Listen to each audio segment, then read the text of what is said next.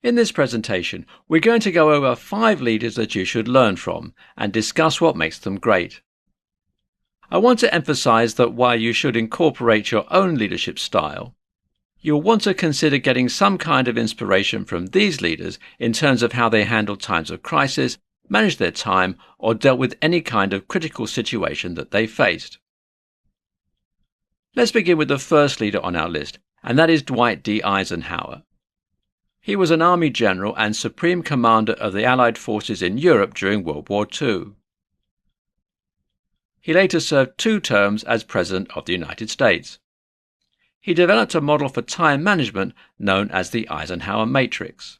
He created a 4-sided matrix where he would plan and prioritize his tasks from urgent and important to, well, not urgent and not important.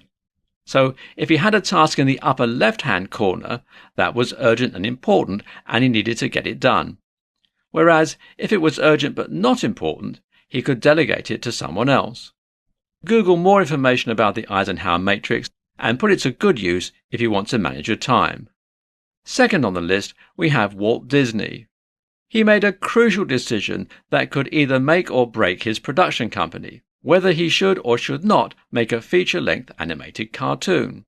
He decided to press ahead, despite nobody having made such a movie before.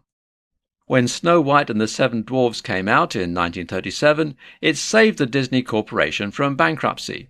Since then, it has become one of the more recognized companies in the world. This happened because Disney had to make a decision that may either save his company or drive it under. He wasn't afraid to take risks, and it paid off big time. Number 3 on the list is someone who perhaps was one of the greatest communicators the world has ever known. Sir Winston Churchill. He was the Prime Minister of the United Kingdom during World War II, and he spoke regularly to the people of the country. He did it so people would understand him. During his speeches, he would inject a bit of humour and keep people on their toes. He knew what to say and how to say it, and the country listened. He was credited for saving the United Kingdom from Hitler and the Nazis. 4th on the list, whether you're religious or not, is Mother Teresa of Calcutta. She is someone whom I consider a great leader because of her emphasis on compassion. She spent much of her life helping the poor, the sick and the dying. She cared for them and did everything she could to help lighten the workload of other people who worked along with her. Needless to say, she was kind, was able to listen to people, and was able to empathize with them. Last on the list is Dr. Martin Luther King Jr. His famous "I Have a Dream" speech was perhaps one of the greatest given by someone who has never held a political office. He did it in a time when he wanted people to live together in peace without resentment.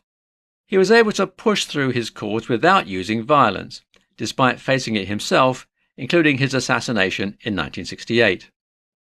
He wanted a peaceful resolution and made sure it was done. We could give credit to him, along with the others who fought alongside him to defeat segregation in the United States, for the passing of the Civil Rights Act of 1964.